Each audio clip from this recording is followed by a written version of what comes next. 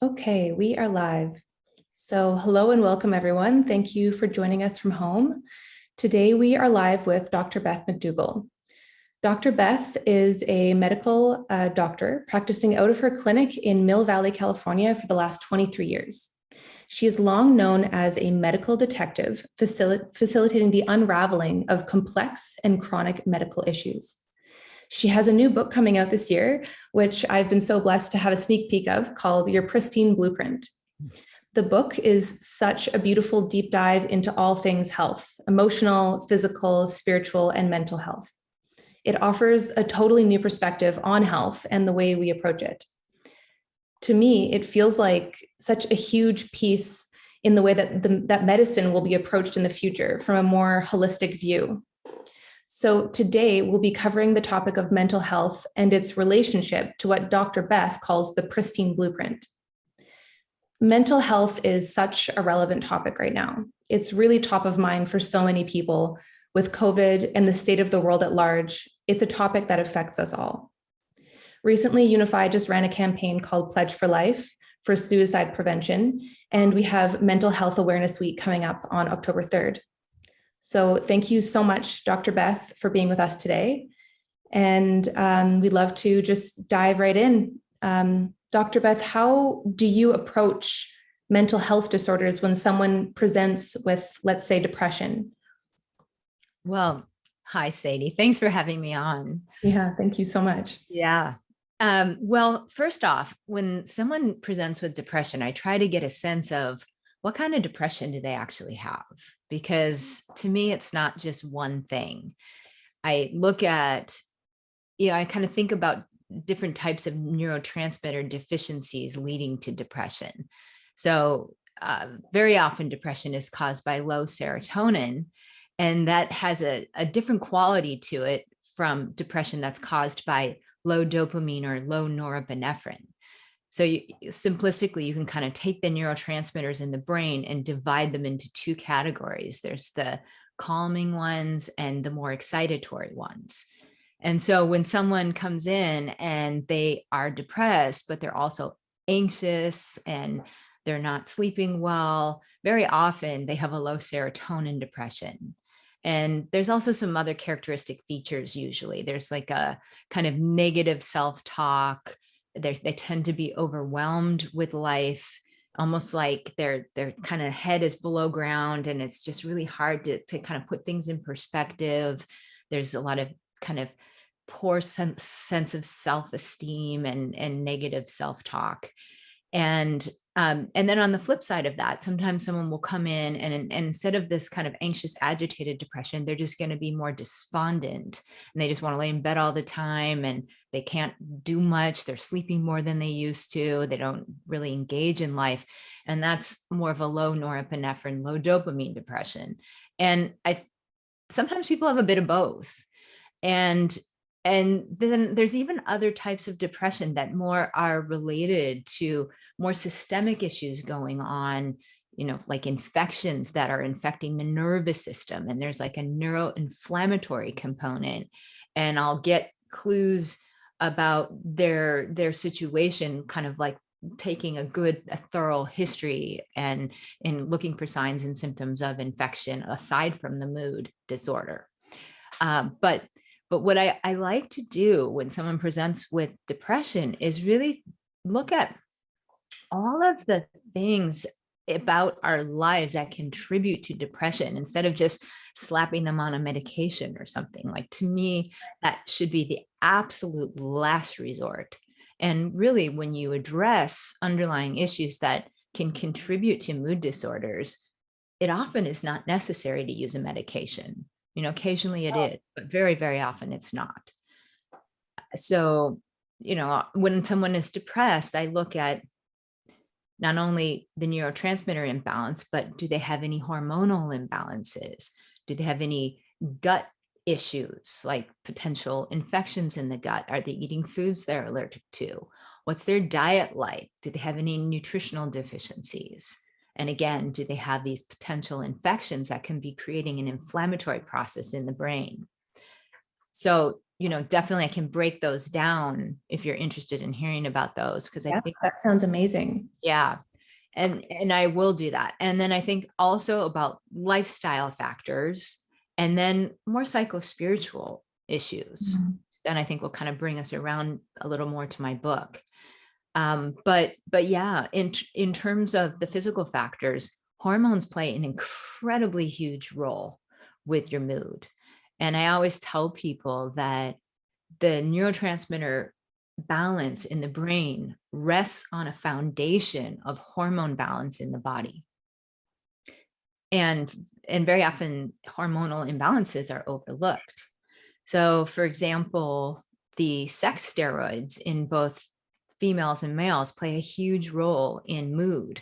So for a female, for example, estrogen acts like a antidepressant almost in the brain. It actually almost has a neurotransmitter like effect.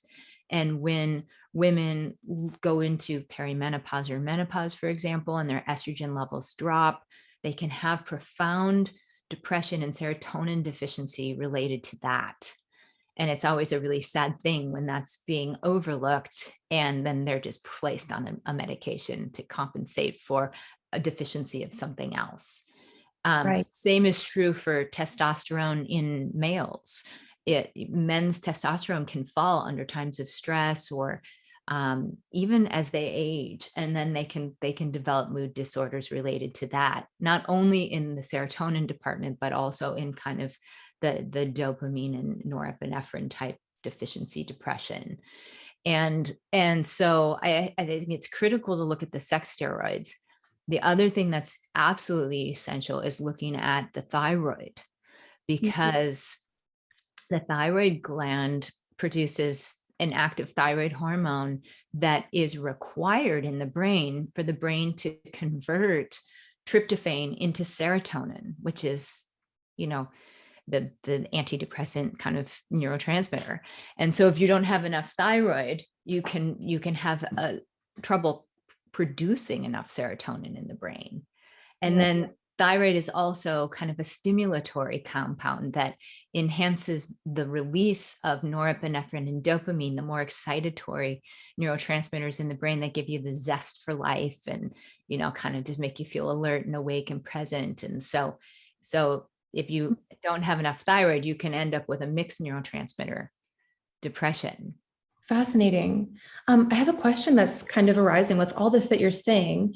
I'm wondering, do you feel like that most of the population is actually dealing with some kind of deficiency in one or more than one of these areas? Because it feels like the general mood in the world is low.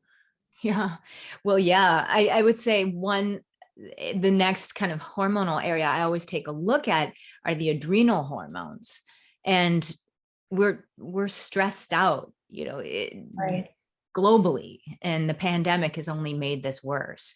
So when someone has been under stress for prolonged periods of time, the adrenals will typically work overtime, and then start to just poop out a little bit.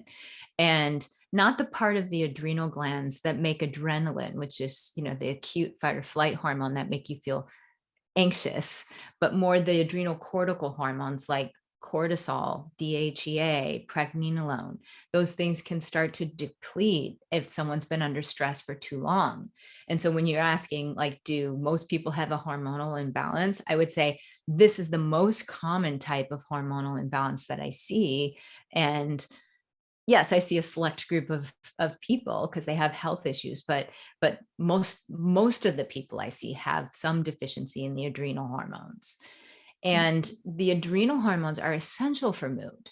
So for example, even cortisol, which has become like a maligned hormone, people think of it as such a bad thing. And it is true, like when it's overabundant, that's not good.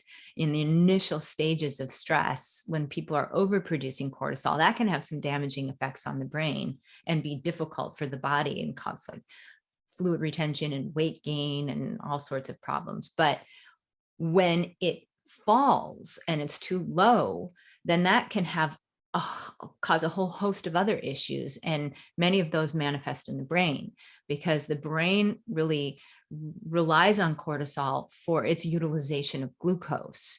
And so if there's not enough cortisol, that's almost like in certain ways, the brain can be starving for the raw material from which to make energy. And that can affect neurotransmitter production. Okay. And then the other adrenal cortical hormones are also really important for mood.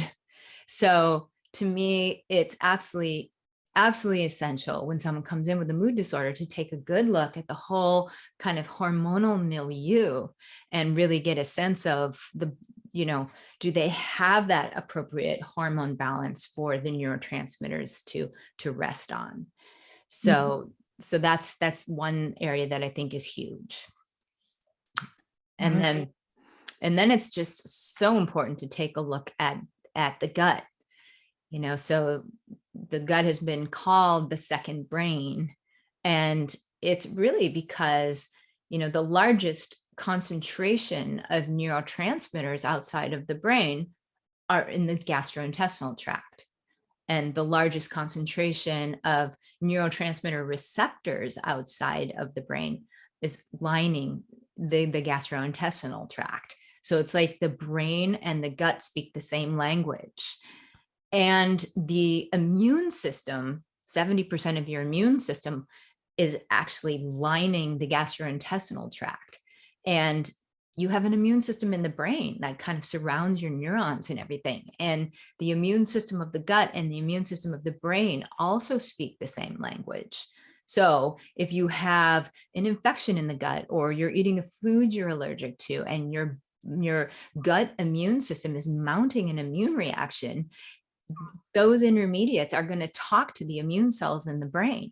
So inflammation in the gut can produce inflammation in the brain, and inflammation in the brain can affect neurotransmitter production in the brain. So the gut is absolutely huge. And we're also learning so much about the microbiome and how the bacteria and the fungi and everything that are part of our gastrointestinal tract, which outnumber the 37 trillion cells of our own body, those microbes produce intermediates that can get absorbed into our nervous system and actually affect neurotransmitter production in the brain. So we are very much controlled by the microbiome of the gut. And to the point where, like, if we have an overgrowth of yeast in the gut, for example, that can cause us to choose different, to crave sugar and eat more sugar so that it can kind of feed itself. And then the yeast produce intermediates that can fog our brains, or, affect how we think and affect our moods. So it's absolute. We are an indivisible whole, really. And so we really need to be thinking incredibly holistically about mood disorder. And then I think diet plays an incredible role. And I think I've really become more and more and more aware of this over time. And particularly when I see people on bad diets and things like that, because, like, for example, there's sometimes people are doing like a keto diet, for example. And I love the idea of keto diets. You're kind of giving your brain an alternate fuel to burn, and you're giving your body an alternate fuel. You're kind of retraining your body how to burn fat, and that's all beautiful. But once in a while, the person's brain really suffers from glucose deficiency. So I'll have people on keto diets who are doing great in many ways, but then they report kind of depressed mood or just kind of lack of mental energy. And all they need to do is add a sweet potato in the day or something, and their mood just brightens right back up.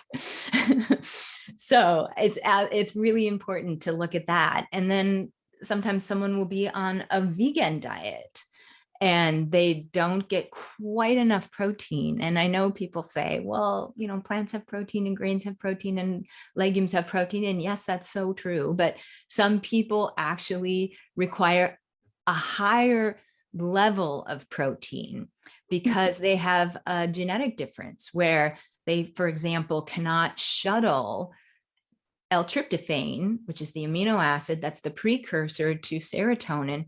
They cannot shuttle that across the blood-brain barrier as readily as the next person. It's like their transport protein doesn't work as well. So they have to eat more protein than the next person who doesn't have that genetic difference in order to get enough of the raw material in the brain in order to make serotonin properly. And so there are some people that don't do so well on a vegan diet.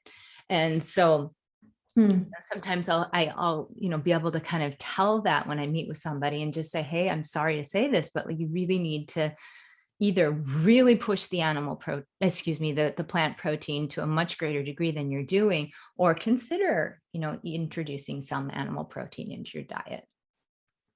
Wow, fascinating. Mm-hmm.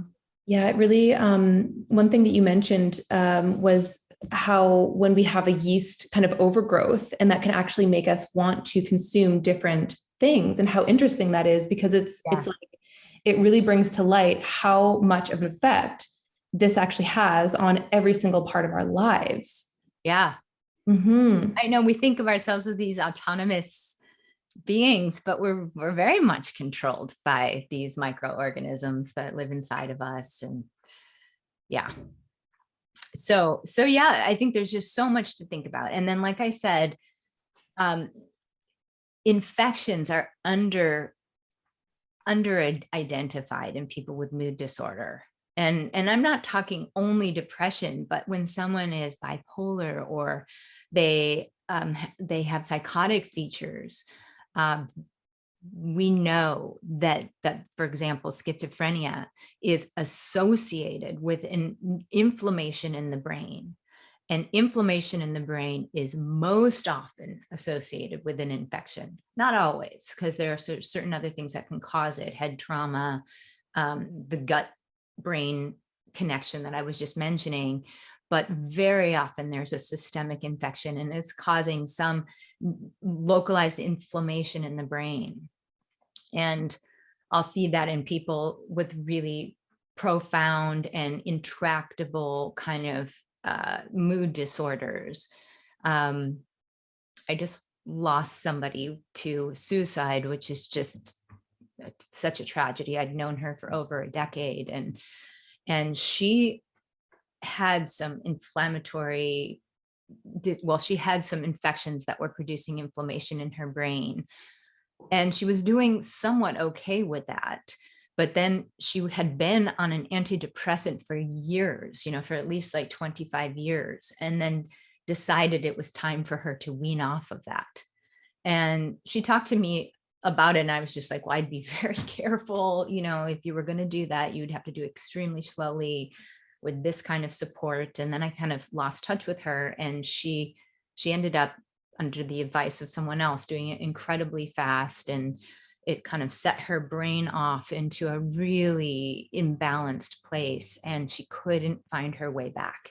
Her brain got super sensitive, and she couldn't even get back onto the medicine that she had weaned off too quickly. Like after she had weaned off of it, then she could no longer tolerate the medicine, and she couldn't tolerate anything else that psychiatrists were giving her to try to calm her brain down.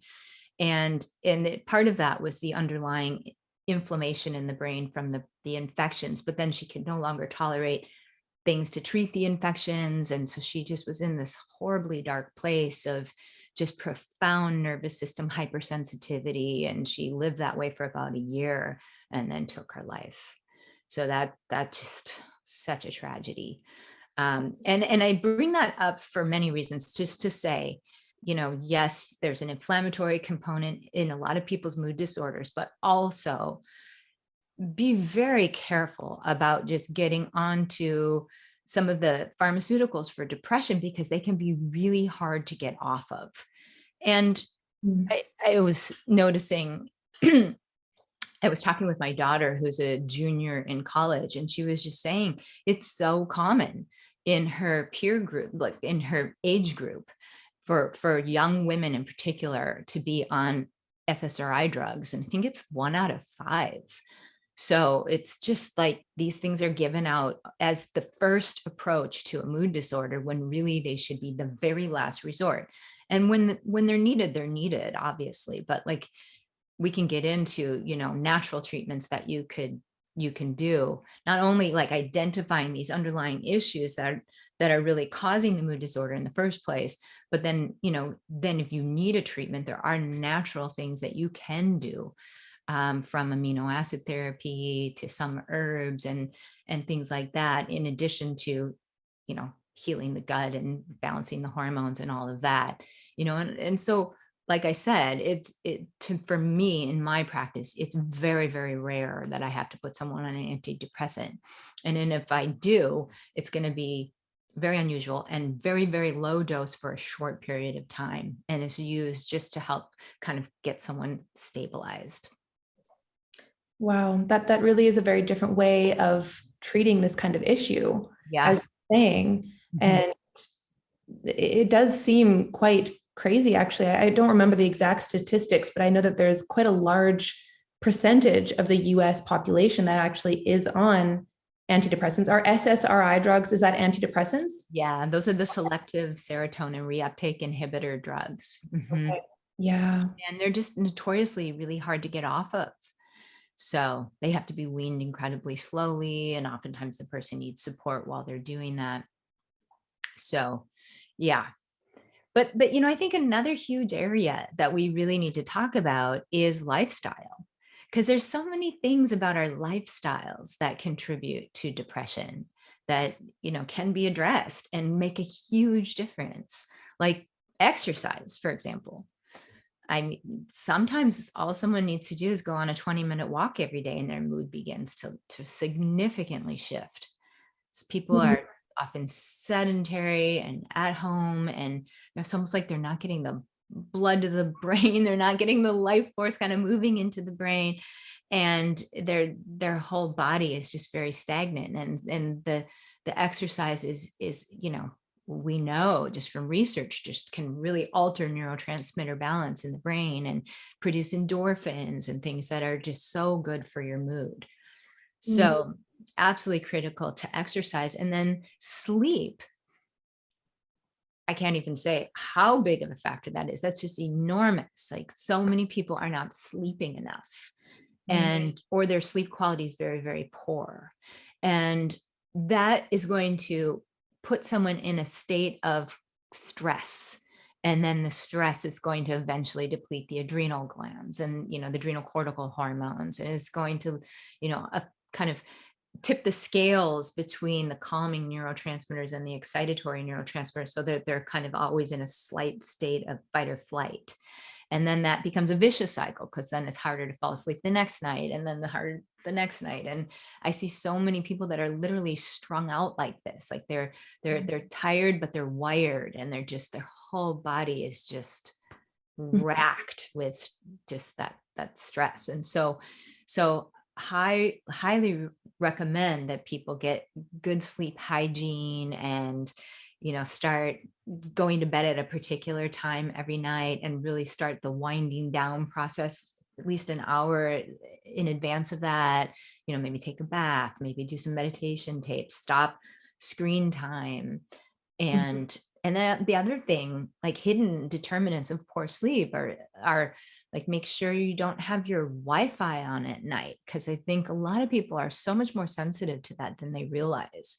Make sure you don't have your cell phone right by your head and still on. Maybe put on airplane mode and in a different room, and just really try to kind of create like an electromagnetic free sanctuary in your sleep space.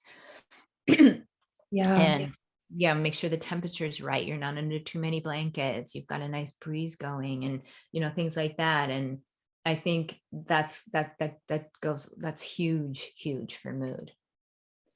And then media is huge. Like, I think that right now, you were saying like mood disorders are so rampant in the COVID era, and we could have an hour conversation about why that is, because there's so many factors at play there. But one is the media that people are bombarded with is so fear-based, and Yeah. Yeah, it's just generating so much fear for people. People are seeing the ticker tape of the deaths of COVID, and like, how many people have it in their area. And then you've got the kind of polarization of people, the vaxxed against the unvaxxed, and the unvaxxed the vaxxed, and then people are afraid of just like, how are they going to move around in the world and kind of go back to life as usual. And a lot of times people have the financial stressors right now, and it's huge. So I just really advocate divorcing yourself from all of that. Like, don't immerse yourself in that type of media. Stop watching the news. Stop spending all your day on social media, and really go outside and just be out in nature and be out in the sun and be around people you love, and do things that really bring you joy, and be with people that bring you joy. Yeah, it feels like this whole COVID situation has really exasperated this underlying mental health issue that we already had. And now it's just totally up on the surface. And people are so much, as you're saying, so much more alone, and thus watching this terrible media, and then also spending so much more time on their screens, probably because no one knows what to do anymore. And I think that people were using social media as a certain kind of stress release to begin with. And now it's like almost like a total addiction. Yeah. And I can imagine this is also majorly contributing to this issue with mental health that we're facing right now. Yeah. And it's like the dopamine hit that people get every time they go onto social media is making it so they can't experience dopamine in kind of regular interactions and regular life. And so it's a huge problem. And I really think the only solution is just is to limit your media time, limit it. And then when you are engaging with media, really be mindful about what it is you're feeding yourself. Is it uplifting, or is it fear inducing? I always think about the kind of the Hawkins scale, and how he was able to measure the vibratory rate of different emotional states in humans. And he did that.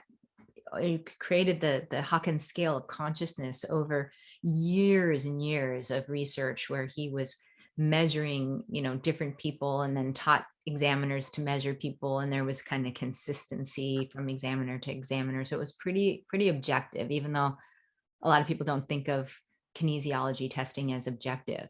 But what he was able to show is that that emotional states would calibrate on his scale, and those that were under 200 on his scale were very weakening to the body, and those that were over 200 were strengthening to the body. And the emotional states of fear and anger and things like that are under 200. And I think so many people are kind of operating in with those predominating in their lives right now.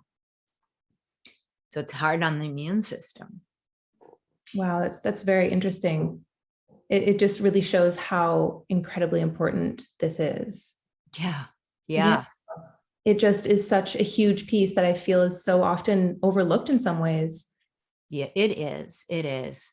And instead, reading something like some inspirational material that's going to put you in a state of peace or love, or even bliss, if it's something like really spiritually inspiring, that's going to have such an incredibly beneficial effect on your health and your mood.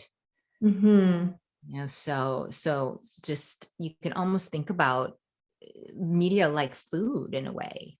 Are you feeding yourself junk food and garbage, or are you I was just thinking that high vibrational, like high life force food? So it's really your choice. It is in your power to choose. Yeah, it's so powerful. It feels like so much of what we've already talked about is some things that we actually have in our own control. It's like, you were just saying, it's about like, what are we consuming in terms of media? And it's like, diet and media and, what are we doing with our actual time? Are we outside often? Are we, getting exercise? It's like, it feels like it's all about what we're actually feeding ourselves with. Yeah. So yeah, it's so beautiful to feel like there's actually something that's very empowering about that. Yeah. Yeah. And then I would say the largest area that contributes to mood that our medical system is not really kind of set up to help people unearth is the kind of whole psychospiritual terrain of what we've stored in our energetic anatomy, like in our biofield, in our chakras, basically related to our biography. And you're not going to get this kind of area addressed in typical Western medicine, unfortunately, but this is probably the biggest underpinning of what is leading to mood disorders in people. And by that, do you mean, when you say our biography, do you mean kind of our upbringing and the things that we were fed before we could feed ourselves in some ways? Mm-hmm. Or Very okay. much so. Yeah. I think what I'm referring to here is really, yes, what you said, like the socialization, your kind of familial and cultural conditioning that really affected what you believe about yourself and what you believe about the world. Mm-hmm. These are ideas that are fed to you that you can adopt as that can really color your views of others and people and situations. And then also traumatic experiences, even large and small. So oftentimes we have traumas as when we're growing up that we weren't fully equipped to deal with at the time. And so there's a lot of like energetic signatures of emotions that are unmetabolized because we weren't able to really feel them and clear them at the time that the trauma occurred. Yeah. And so much of what what causes depression in people is all of these kind of underlying concretized energetic signatures in that are acting like these clouding lenses that are really obscuring how we view people and situations in the world.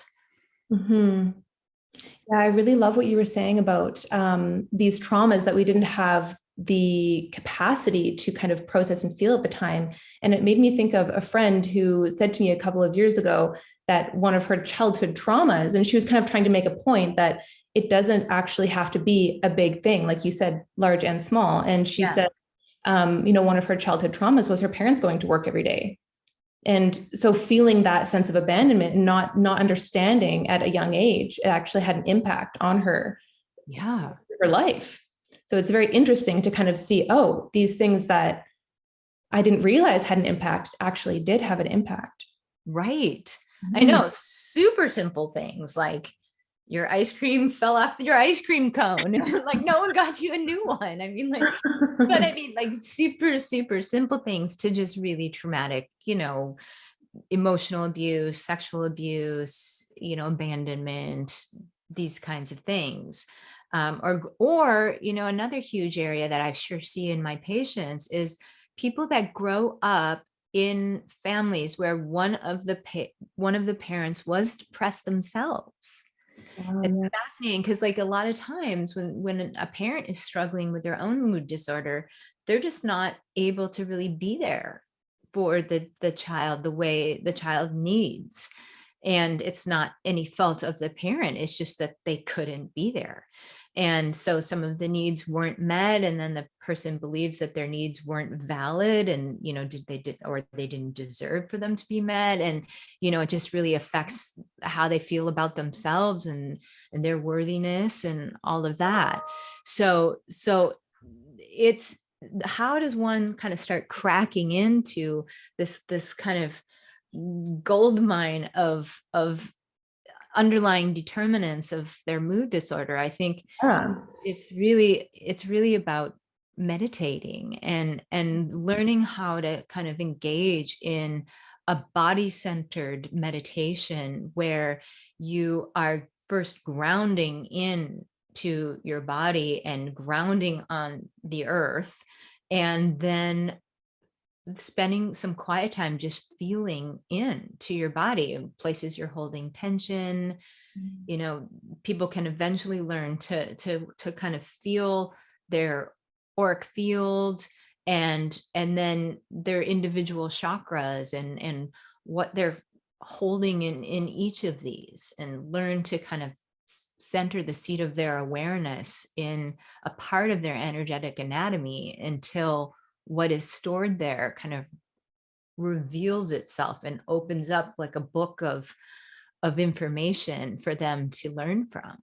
And then they can, you know, once they learn what they need to learn from what was stored there, then a person can learn how to ground off this stuck energy and kind of ground it down into the field of the earth, so they don't have to carry it around with them.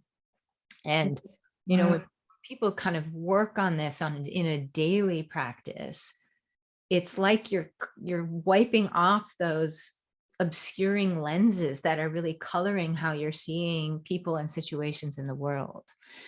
And so this is the gold mine. Like, this is truly where the work needs to be done in order to clear a mood disorder. And when someone's in like a really dark, difficult place, they may not have the wherewithal to kind of do this type of work, of course, but the goal is to stabilize them enough so that they can start to do it.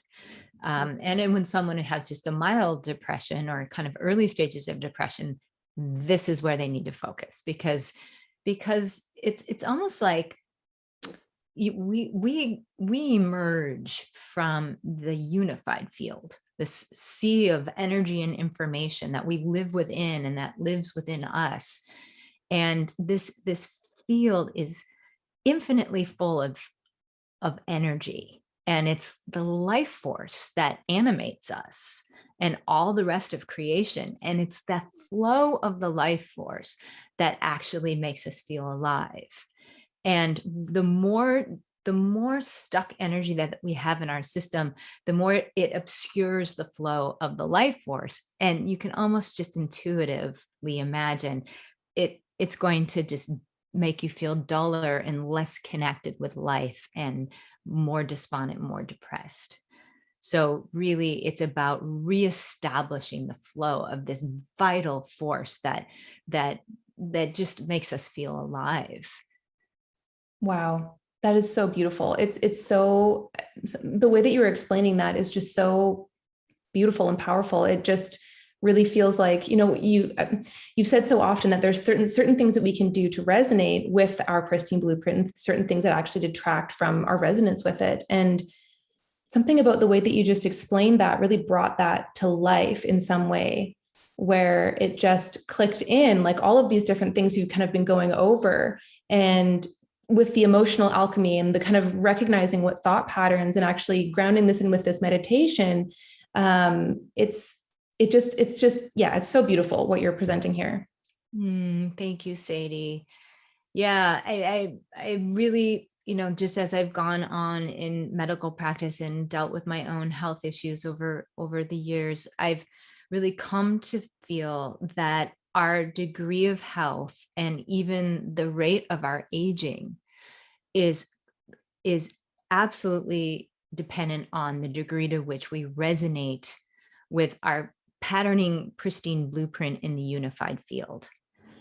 And the way that I came to that idea was just really kind of diving into physics and understanding the, you know, the kind of the new thinking in physics that's really describing the energetically dense nature of the unified field, you know, this field of energy and information that we exist within and emerge from.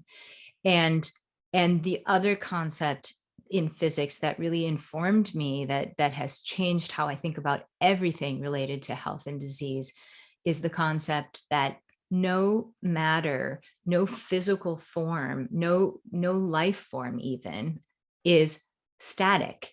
it's forming and annihilating trillions of times a second. Mm. And how is that possible? Literally, like there's a flickering in and out of existence every 1.1 trillion of a second. And Wow, that's amazing. how is that happening?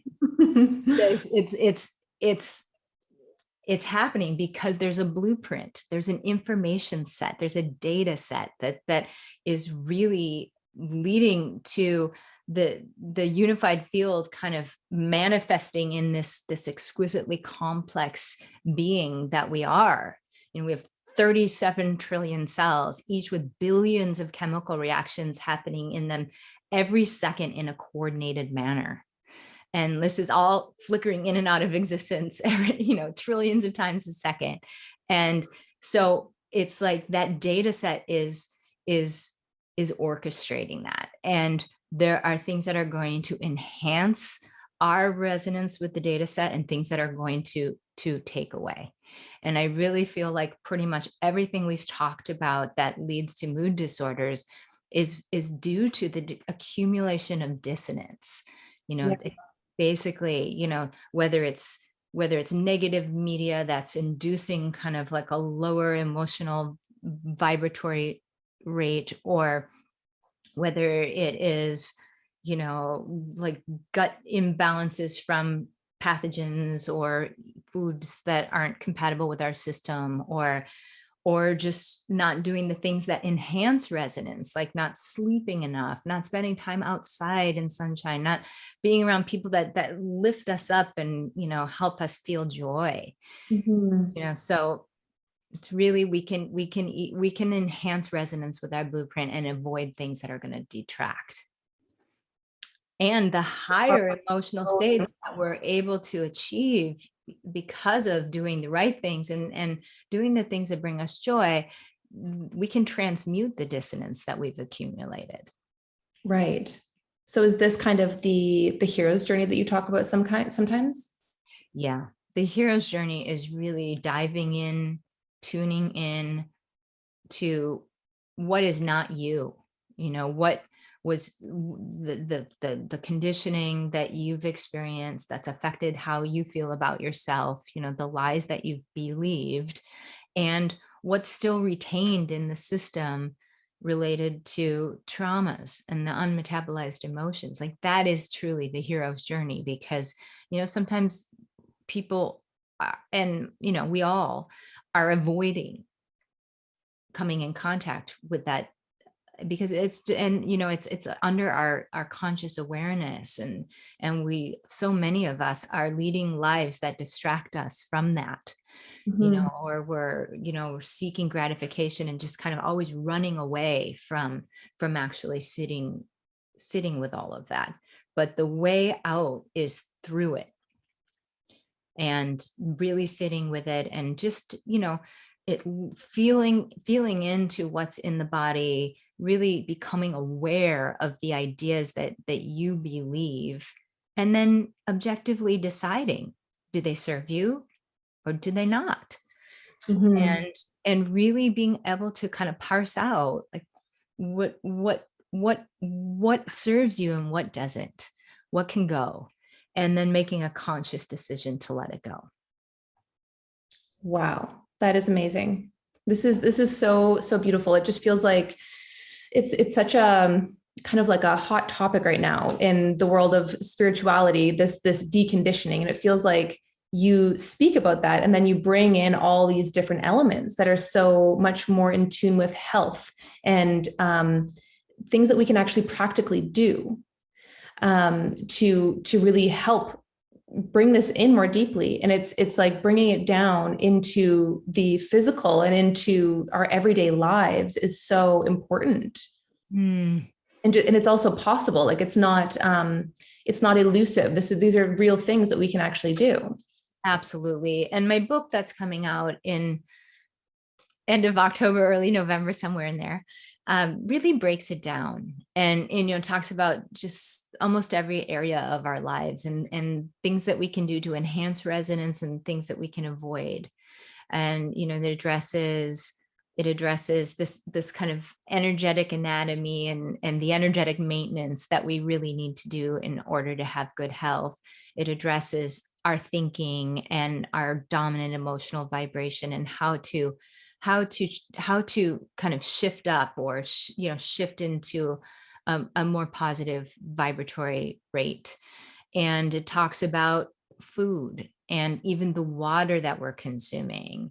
And then it talks about emerging technologies in this whole kind of terrain of energetic diagnostics and energetic therapeutic technologies that can help us out.